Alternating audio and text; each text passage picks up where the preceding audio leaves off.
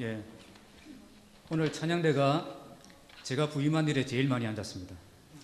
오늘 우리 송기훈 형제님 오셔서 새롭게 이제 지휘자로 섬겨주시고 찬양대가 더욱더 힘있게 하나님 앞에 쓰임받는 우리 할렐루야 찬양대가 되기를 소망합니다. 기적을 경험하는 사람이라는 제목으로 말씀을 나누겠습니다. 사도행전은 예수께서 승천하시면서 하신 말씀, 사도행전 1장 8절 말씀이 성취되어 가는 과정을 보여줍니다. 이 구조로 되어 있습니다. 먼저 1장에서 7장까지는 예루살렘에서 성령 충만받고 예수의 증인이 되는 장면이 기록되어 있습니다. 8장부터는 스데반의 핍박을 통해서 복음이 온 유대와 사마리아 땅으로 전파되는 과정이 나옵니다. 8장에서는 빌립 집사가 사마리아 성에 들어가서 복음을 전하고 에티오피아 내시에게도 복음을 전하는 장면이 나옵니다.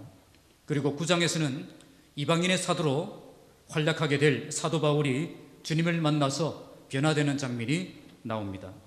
그러면서 오늘 본문은 다시 초반에 활약했던 베드로가 다시 나오고 있습니다. 오늘 갑자기 이 베드로가 나오는 이유는 단 한 가지입니다. 그를 통해서 이방인들이 구원을 받고 복음이 이방인들에게 전해지고 있기 때문입니다.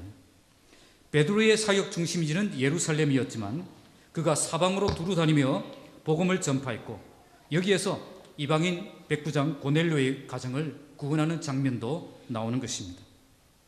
사도행전을 잘 보시면 이처럼 하나님이 중점적으로 하시는 일 외에는 기록되지 않았습니다. 모든 사도들이 다 자기 위치에서 열심히 사역했겠지만 성경에는 모두 생략되었습니다. 지금 하나님이 무엇을 중요하게 여기고 계시는가를 알고 여기에 준비되고 헌신할 때에 하나님이 붙잡고 쓰시는 일꾼이 될 수가 있는 것입니다. 이것이 비결입니다. 하나님의 능력을 베푸시고자 하는 그 사람이 누구인가? 바로 하나님이 하시고자 하는 그 일에 관심을 가지고 뛰어드는 사람이 하나님께 쓰임받는 사람이라는 것입니다. 지금 하나님이 하시고자 하는 그 일에는 관심이 없고 내가 하고 싶은 일만 열심히 하는 사람들에게는 큰 능력이 임하지 않는다는 것입니다. 오늘 우리도 하나님의 기적을 경험하는 삶을 살기를 원한다면 지금 우리 교회를 통해서 하나님이 어떤 일을 하고 계시는가를 잘 보셔야 됩니다. 그리고 그런 일에 여러분들이 도망가지 말고 깊이 헌신할 수 있어야 됩니다. 그때 하나님은 능력을 경험하게 되고 하나님께 쓰임받는 감격을 누릴 수가 있는 것입니다. 오늘 본문에 보시면 베드로가 루다에 사는 애니야를 일으키는 장면이 나옵니다. 베드로는 사방으로 두루 다니며 사역하고 있었고 그런 과정에서 8년 동안 중풍병으로 앓고 있는 애니야를 만나서 치유하는 장면을 보여줍니다.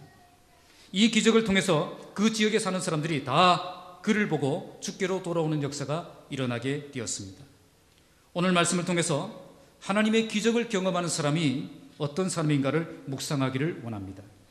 하나님의 기적을 경험하는 사람은 기적이 일어나는 현장에 들어가는 사람이고 기적을 일으키는 분이 어떤 분이신지를 정확하게 아는 사람이고요. 기적을 통해서 복음을 능력 있게 전파하기를 소망하는 사람이라는 것을 알 수가 있습니다. 오늘 이 말씀을 통해서 하나님이 일하시는 곳에 나도 들어가고 그래서 하나님의 능력을 경험하는 삶을 살고 이것을 통해서 하나님의 복음을 더욱 자신 있게 선포하는 일꾼으로 세워지는 시간이 되시기를 주님의 이름으로 축복합니다. 먼저 32절 말씀은 기적의 현장을 아는 사람입니다. 자, 32절 함께 읽겠습니다. 시작. 그때에 베드로가 사방으로 여기에 그때에라고 했습니다. 자, 어떤 때를 말하죠? 본문 앞에 보시면 온 유대와 갈릴리와 사마리아 교회가 평안하여 든든히 서가고 수가 점점 많아질 때입니다. 베드로는 지금 예루살렘에 있었습니다. 그런데 보니까 유대와 사마리아 지역에 교회가 이렇게 역사가 일어나고 있는 것입니다. 그래서 어떻게 했습니까? 그는 사방으로 두루 다녔습니다. 예루살렘에 있지 않았다는 겁니다. 사방으로 두루 다녔다는 말씀은 순회하면서 복음을 전했다는 것입니다. 특히 흩어진 성도들을 만나고 세워주는 그 일을 했다는 것입니다. 그들을 격려하고 위로하고 마귀의 시험에 빠지지 않도록 붙들어주는 그 사역을 감당하고 있었다는 것입니다. 특히 사방으로 두루 다녔다. 헬라어 원문은 모든 지역을 관통했다는 뜻입니다. 한 지역도 그냥 예사로 넘어가지 않았다는 것입니다. 철저하게 찾아다니고 꼼꼼하게 챙겨줬다는 것입니다. 이것은 베드로가 큰 열정을 가지고 다른 지역으로 들어가서 교회를 든든하게 세우는 그 일을 열심히 했다는 것을 잘 보여줍니다. 지금 베드로가 왜 이러고 있겠습니까? 바로 여기에서 하나님의 역사가 일어나고 있기 때문입니다. 그 말은 바로 여기에서 하나님이 일하고 계신다는 겁니다. 여기에서 하나님이 일하고 계신다면 나도 반드시 거기에 있어야 한다는 그 생각이 베드로에게 있었던 것입니다. 여기에 가면 나도 하나님의 일하심을 경험할 수 있다는 것입니다. 그러다가 루다에 사는 성도들에게까지 내려가게 된 것입니다. 루다는 이 사마리아 지역에서 꽤 큰 성이었고 바벨론 포로 이후에는 사마리아 수도가 되었습니다. 루다에 사는 성도들이라는 말씀을 통해서 베드로가 루다에 들어가기 전에 이미 복음을 듣고 믿은 성도들이 그 안에 많이 있었다는 것을 알 수 있습니다. 이들은 아마 오순절 성령 강림 때에 베드로의 설교를 듣고 믿은 사람들이거나 아니면 스데반 집사의 순교 사건 이후로 흩어진 성도들의 그 복음 전파를 통해서 복음을 듣고 믿었을 가능성이 높습니다. 그러니까 지금 베드로는 전도하기 위해서 들어간 것이 아니라 이미 하나님의 말씀을 믿고 있는 그 사람들에게 하나님의 말씀으로 든든히 세우기 위해서 들어간 것입니다. 교회가 전도만 열심히 한다고 절대 성장하는 것 아닙니다. 그들은 먼저 복음을 듣고 믿어서 거듭난 하나님의 백성이 되어야 됩니다. 성도들이 된 이후에 그들은 체계적인 성경 공부를 통해서 제자로 성장해야 되는 것입니다. 베드로는 이런 성도들을 만나서 성숙한 그리스도인으로 세우는 사역을 하고 있었던 것입니다. 그러던 가운데 그는 루다까지 오게 된 것입니다. 그리고 루다에 들어왔기 때문에 중풍병자를 일으키는 기적을 경험하게 된 것입니다. 베드로가 여기에 들어오면서 나는 기적을 꼭 경험해야 됩니다. 나는 꼭 능력이 나타나야 됩니다. 이런 목적을 가지고 들어온 것 아닙니다. 베드로는 기적을 경험하기 위해서 여기에 온 것이 아니라는 겁니다. 그냥 지금 나에게 맡겨주신 그 직분을 충실하게 감당하고 지금 나에게 부탁하신 그 사명을 열심히 감당하고 있었을 뿐입니다. 하나님이 가라고 하신 곳에 갔고 하나님이 만나라고 하신 사람 만났고 하나님이 하라고 하신 일 하고 있었던 것 뿐입니다. 그때 기적이 필요한 사람을 만나게 된 것입니다. 그때 하나님의 능력을 경험할 수 있는 현장을 보게 된 것입니다. 기적을 경험하는 자리는 열심히 기도원 쫓아다닌다고 만나는 것 아닙니다. 평소에 복음의 열정에 붙잡혀서 하나님이 하시는 그 일에 뛰어들 때에 기적이 일어나는 현장을 만날 수 있는 것입니다. 하나님의 기적은 하나님이 일하시는 곳에서 일어납니다. 베드로가 사마리아 지역에 사역하러 들어갔을 때에 거기에서 이런 놀라운 기적이 일어났다는 것입니다. 베드로였기 때문에 일어난 것이 아니라는 겁니다. 만약 다른 사도가 지금 여기에 왔다면 그 사람을 통해서 하나님은 기적을 일으키셨을 것입니다. 그래서 우리는 하나님이 기뻐하시는 일을 해야 되는 것입니다. 내가 하고 싶은 일이 아닙니다. 힘들더라도 하나님이 하시고자 하는 그 일에 우리가 온전히 헌신할 때에 하나님의 기적의 주인공이 될 수가 있는 것입니다. 하나님이 기뻐하시는 일에 뛰어들면 하나님의 능력이 함께하는 삶을 살 수 있습니다. 그래서 기적이 목적이 되면 안 됩니다. 하나님의 계획이 목적이 되어야 되는 것입니다. 하나님의 계획에 동참하는 삶을 살면 하나님이 능력으로 함께해 주십니다. 그때 기적이 풍성하게 일어나는 복된 삶이 시작되는 것입니다. 기적을 바라기 전에 먼저 하나님의 뜻을 알고 그 뜻을 온전히 이루는 삶을 살아야 되는 것입니다. 하나님을 경험하는 삶은 특별한 사람이 특별한 일을 해야 경험할 수 있는 것이 아닙니다. 베드로였기 때문에 이런 기적이 일어난 것이 아니라는 것입니다. 그래서 베드로만 이런 기적의 주인공이 될 수 있는 것도 아닙니다. 누구든지 하나님이 기뻐하시는 일에 관심을 가지고 열정을 가지고 뛰어들면 기적의 주인공이 될 수가 있습니다. 그래서 나도 하나님이 일하시는 곳에 들어가면 하나님의 능력을 경험하고 하나님의 기적을 목격하고 간증의 주인공이 될 수 있습니다. 왜 아멘이? 한번 따라합시다. 나도 하나님이 일하시는 곳에 들어가면 하나님의 능력을 경험하고 하나님의 기적을 목격하고 간증의 주인공이 될 수 있습니다. 하나님의 열정을 가지고 하나님이 일하시는 곳에 들어가면 나도 기적을 경험할 수 있습니다. 이런 삶을 살 때에 하나님이 주시는 감격과 기쁨이 충만한 삶을 살아갈 수 있는 것입니다. 그러면 하나님이 일하시는 그 현장을 어떻게 하면 만날 수 있습니까? 오늘 베드로는 자기에게 맡기신 사명을 가장 열심히 일할 수 있는 곳이 어딘가, 그것을 보고 찾아 들어갔다는 것입니다.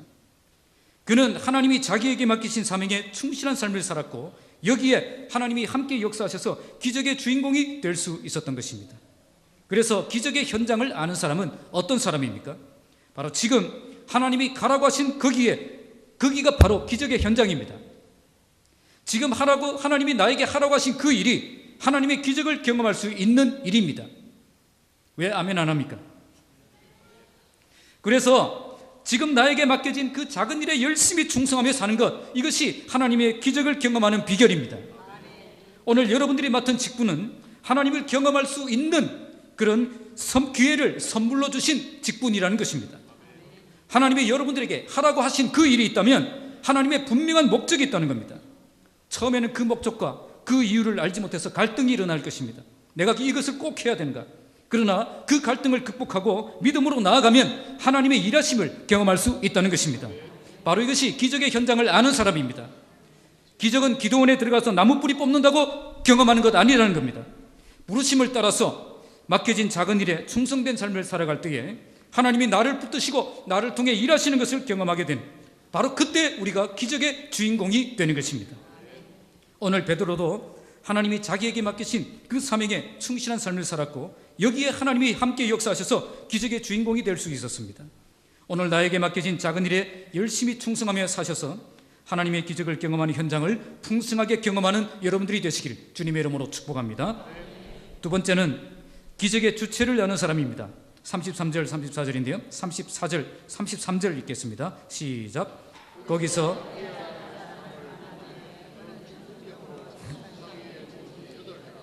거기서 베드로는 에니야라 하는 사람을 만났습니다. 에니야는 찬양한다 하는 뜻입니다. 남자 이름입니다. 이 사람은 중풍병으로 침상에 누운 지 8년이 지났다고 말씀합니다. 8년이나 누워 있었다는 이 말씀은 이 사람이 가진 질병은 매우 위중한 질병이었고 고질적인 질병이었다는 것을 알게 합니다. 인간의 능력으로는 도무지 고칠 수 있는 방법이 없었고, 이렇게 누워 지내다가 죽는 것 외에는 달리 다른 방법이 없는 그런 사람이었습니다. 이런 사람에게 하나님의 기적이 일어난 것입니다. 모든 사람들이 체념하고 물러선 그런 사람에게 하나님이 기적을 베푸셨고 당신의 능력을 보여주셨던 것입니다. 34절 읽겠습니다. 시작. 베드로가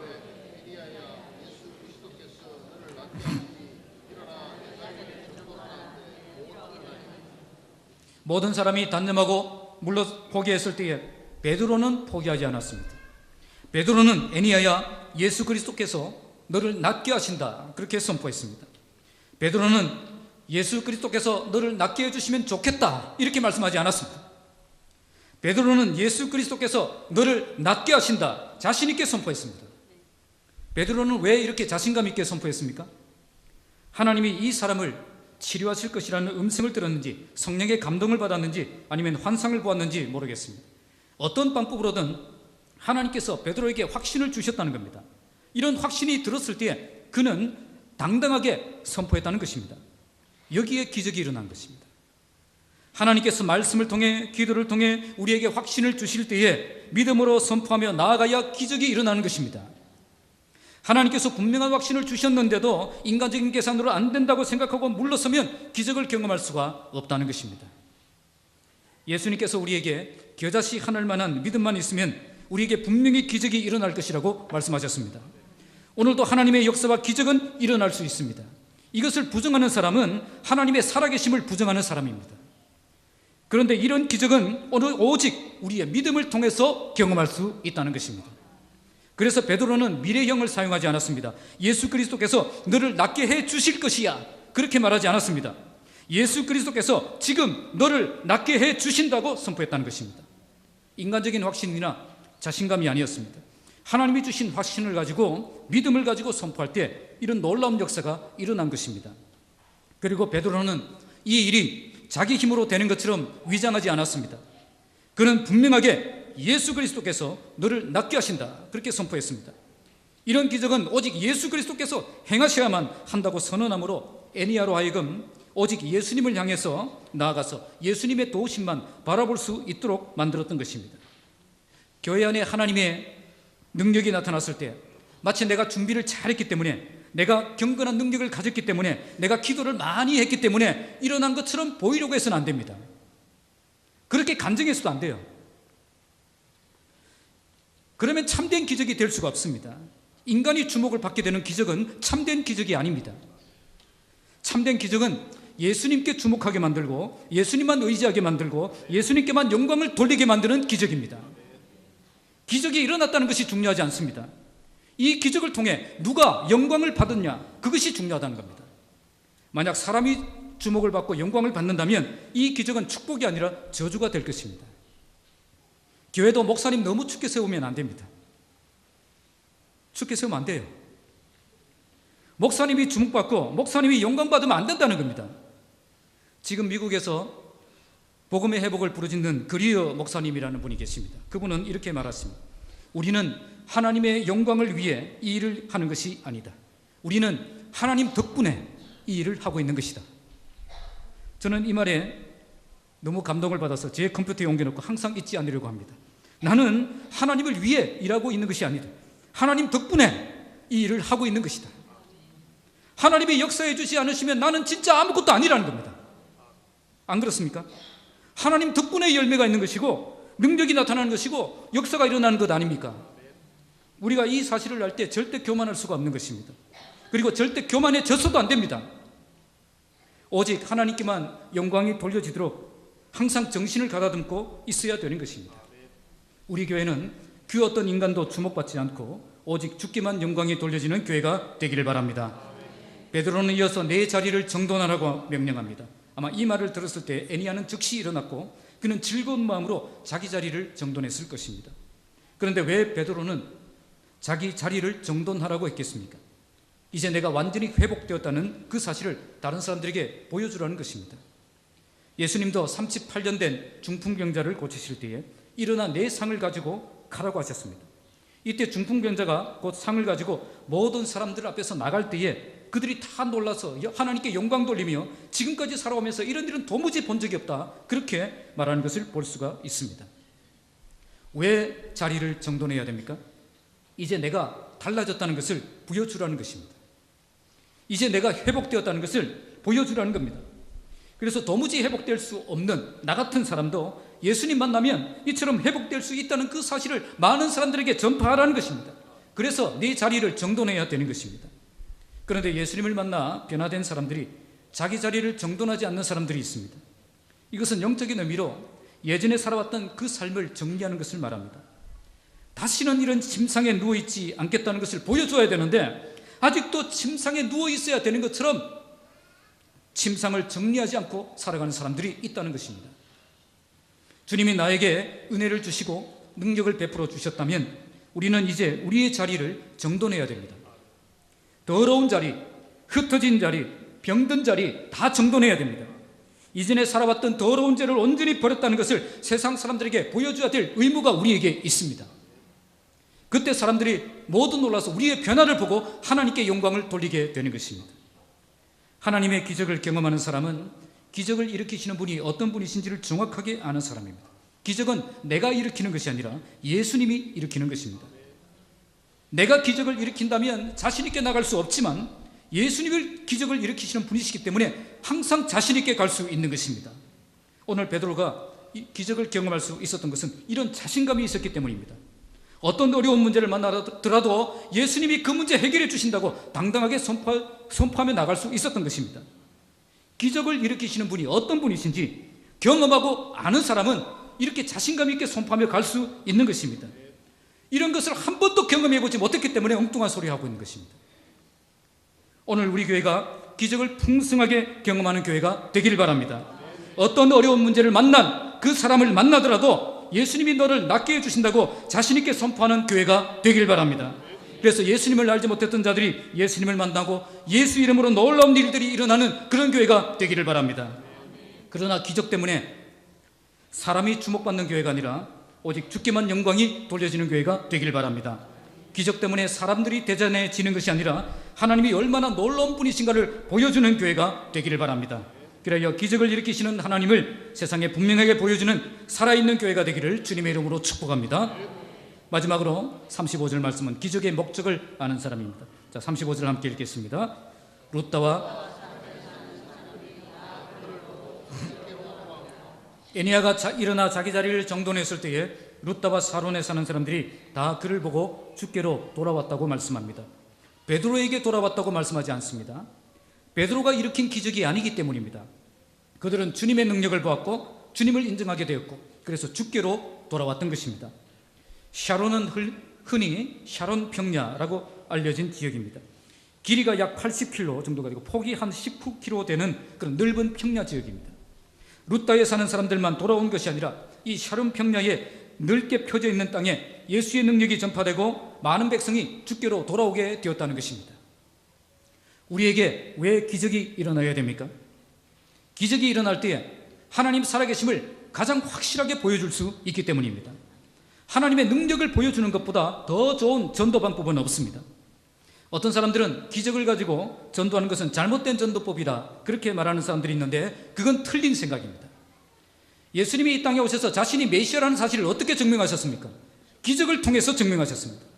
그리고 제자들이 복음을 전하러 땅끝까지 나아갈 때에 예수님께서 임마누엘 하셔서 그 따르는 표적과 기사로 그 복음을 확실히 증명하게 해주시겠다고 약속하셨습니다. 하나님의 능력을 보여주며 복음을 전하는 방법은 예수님이 쓰셨던 방법이고 사도들이 사용했던 방법입니다. 이 방법을 우리는 사용하면 왜 안 됩니까? 기도 응답받은 사실을 간증하며 복음 전하는 것이 왜 틀렸다고 생각합니까? 간증만큼 하나님이 살아계신다는 것을 분명하게 보여주는 방법은 없습니다. 그래서 우리가 기적을 많이 경험해야 됩니다. 교회의 능력이 나타날 때 전도의 문도 활짝 열리는 것입니다. 특히 목장에서 기도 제목 나누고 함께 기도하실 때에 이런 기적을 많이 경험할 수 있기를 바랍니다.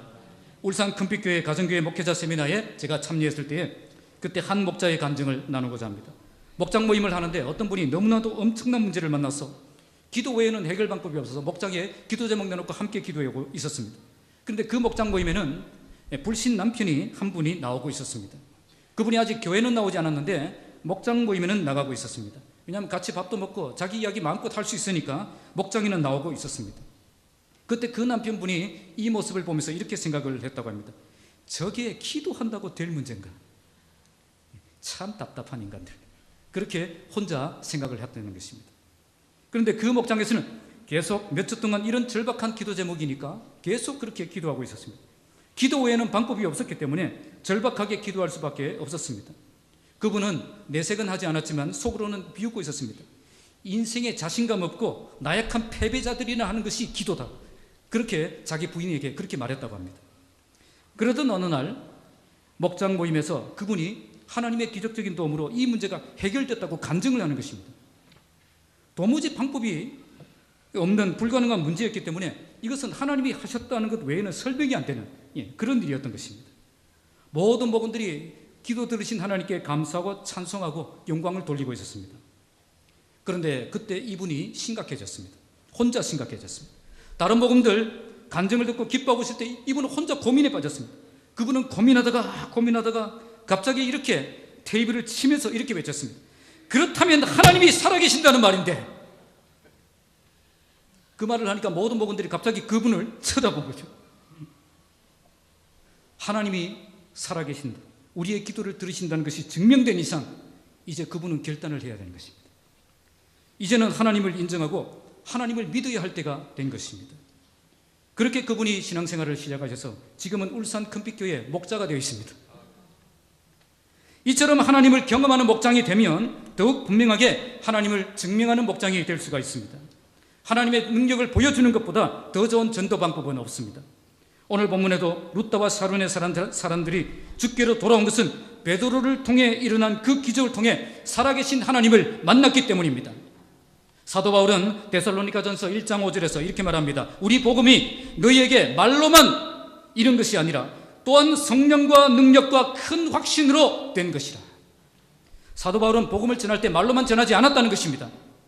하나님의 능력이 나타나고 성령의 역사가 일어남으로 더욱 확실하게 복음을 전파했다는 것입니다.